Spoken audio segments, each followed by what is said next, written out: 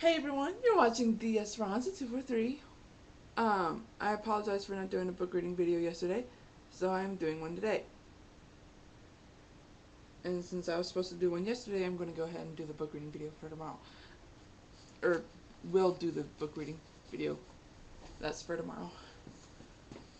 Alright, let's get going because I got a lot to do today.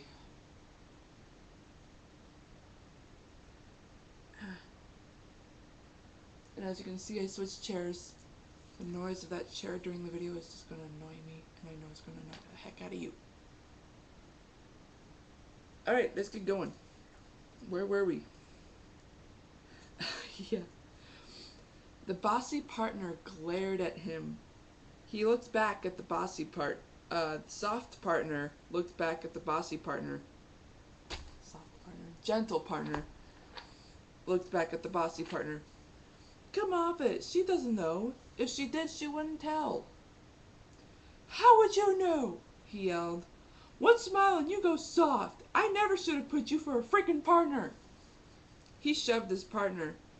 Suddenly, the two mermen began to physically fight, spitting out hurtful words.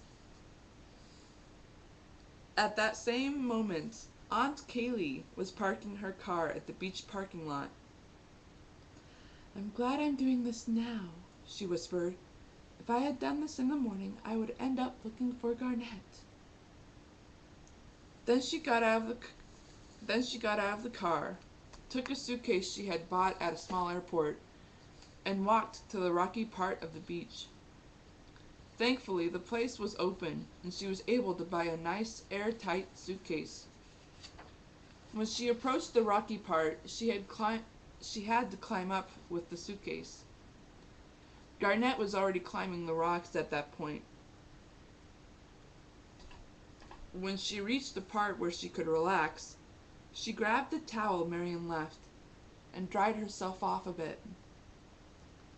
Aunt Kaylee reached the top and started climbing down on the other side. That was when the suitcase accidentally hit Garnet. Ow! She cried. She gasped and looked up as her aunt looked down. Aunt Kaylee, what are you doing here? Kaylee looked at her with wide eyes. I would ask you the same thing. Her niece glared at her. She sighed. I was bringing your new suitcase over. I didn't think you would come over here after talking to me. Garnet sighed, leaving some tension behind her. Aunt Kaylee, I need you to do something for me. After your attitude earlier, I should say no. Her niece gasped at her in horror. But seeing as you need this so much, I'll do it. Garnet grabbed the stuffed animal from her bucket. I need you to give this to the police. Her aunt looked startled and confused. Inside it should be something. On my way through... Inside it should be something toxic. On my way through a tunnel Mom and our relative found, I bumped into those men I told you about. I was able to bump into them again to take one, so I could try to take it to the police in the morning. I'm afraid that might not work, seeing as they might find out soon. She paused and rolled her eyes, imagining how crazy that sounded. Wait, those men you told me about? Oh, sorry. Wait, those men you told me about. You mean the men who made stuffed animals with real fur? She nearly cried. Garnet shushed her. Yes, that's them. They're mermen, Aunt Kaylee, and according to the partner in charge, King Adelaide doesn't know they are back, which has to be a bad thing. My best bet is to take this to the police where they will study it. Maybe they'll find something incriminating. I don't know the city very well, but the mermen have a lair that's quite far behind the lighthouse. Then it must be in the park. There must be a long, jagged rock wall somewhere in the park. Kaylee paused. But what am I to say? They surely won't believe me when I tell them my niece happened to bump into the criminals. You won't. Just tell them you got the stuffed animal and the other information from an anonymous tip. You have to make them believe you. They have to set a trap for those guys at sunrise. Otherwise, they could be gone within an hour or two after that. Aunt Kaylee gave her a look. Her niece remembered something. Did you pack any towels? Yes. I just hope the hotel won't charge me for it. She giggled.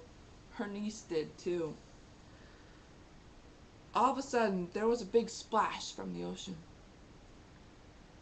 They looked toward the sound and over the rocks. Kaylee gasped.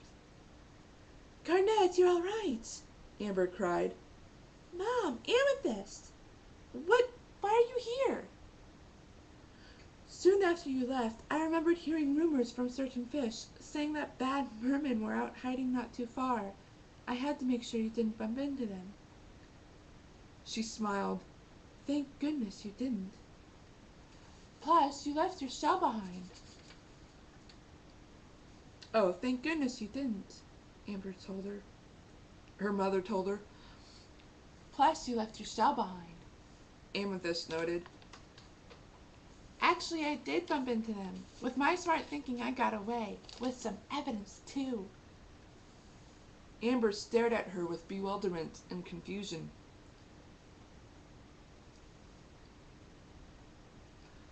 Garnett smiled. About a day after I turned into a mermaid, I heard this strange air pocket sound. I found this hole that led me right to them.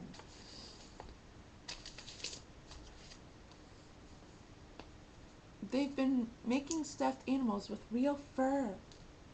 Amber and Amethyst gasped. Not only that, I think they are hiding something inside them. What it is, I'm not sure. This is too much, her mother said. She thought for a moment. Land police won't be able to help as much. Yes, they will, Garnett interrupted. The police should have modern lab equipment. They'll be able to test if the fur is real and the stuff inside them is toxic. Amethyst sighed. Imagine what Uncle Adelaide would say if he found out. Garnett agreed. I think we need to talk to him about the merman while Aunt Kaylee goes to the police with the evidence I found. Come on, Garnett, let's get going, Amber said. Her daughter nodded. Garnett looked at Aunt Kaylee.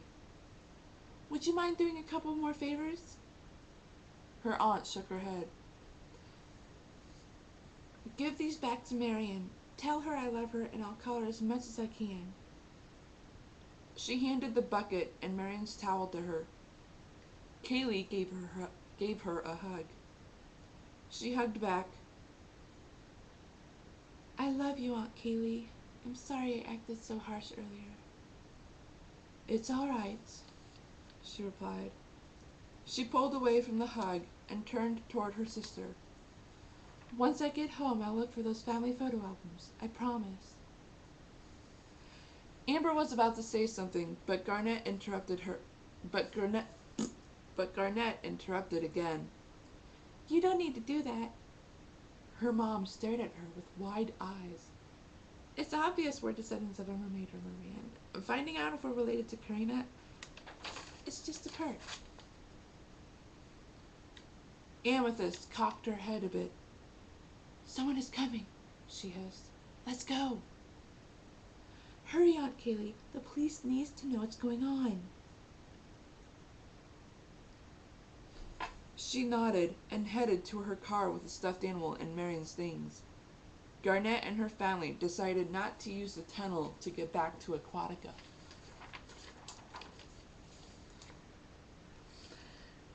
Amber, Amethyst, and Garnett arrived at King Adelaide's castle. Garnett was leading her family through the halls. Suddenly, she bumped into someone. Hey, Garnett, a merman said. What's the rush? She looked up and gasped. Ezra, thank goodness you're here, she told him. We need to speak to King Adelaide. It's important. He widened his eyes. Are you sure you need to speak to him now? He's asleep. She gave him a sad look. I'm positive. If we don't talk to him before sunrise, something bad might happen. He studied her a bit and sighed. All right then. He made a motion. Follow me. I'll take you to the grand room. Amber smiled and poked Amethyst. She looked at Amber and became confused. It looks like Mr. Ezra has a little secret, she whispered. They looked back at him as they followed. They looked at each other, smiling, as he and Garnet were making small talk on their way to the grand room. You're right, Amethyst whispered back. They know each other quite well. Soon, all four of them were in a really big room with special columns. The grand room looked like it was part of an ancient building than a cave.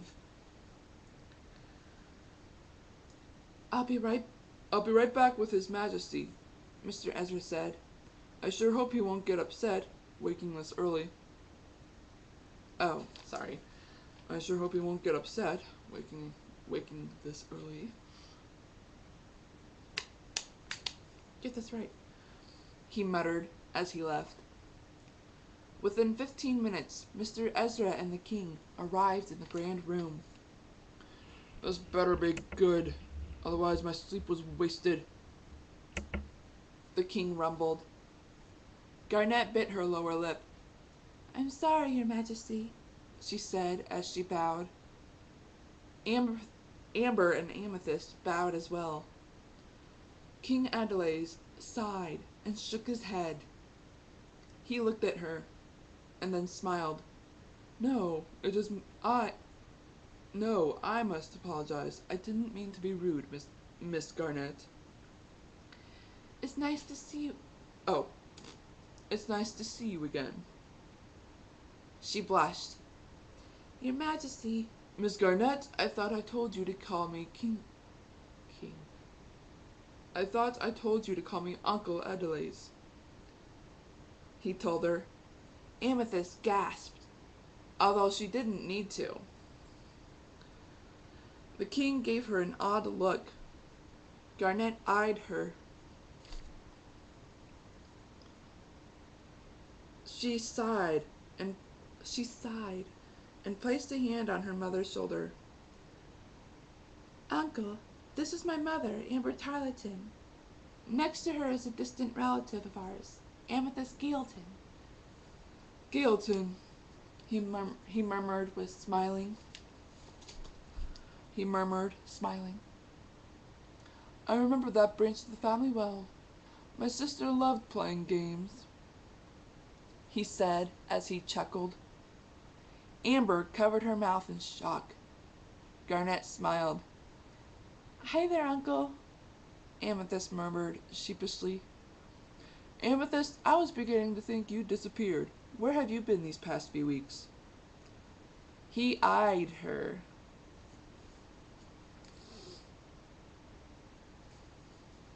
I'm sorry. I was helping Amber with some things near one of the shipwrecks.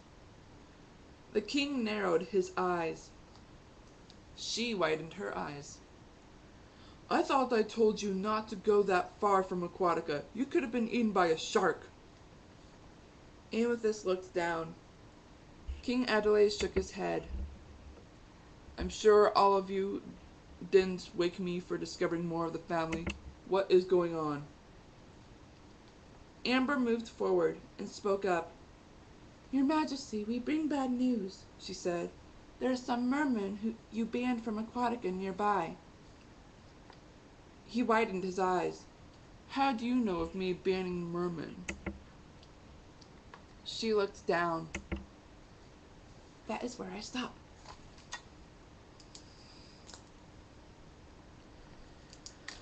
Whew! I got a lot done. Well, sort of. 3 pages.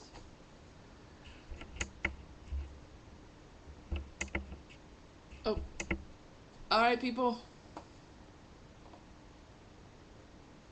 I will talk to you guys tomorrow. This is the Esperanza 243 signing off.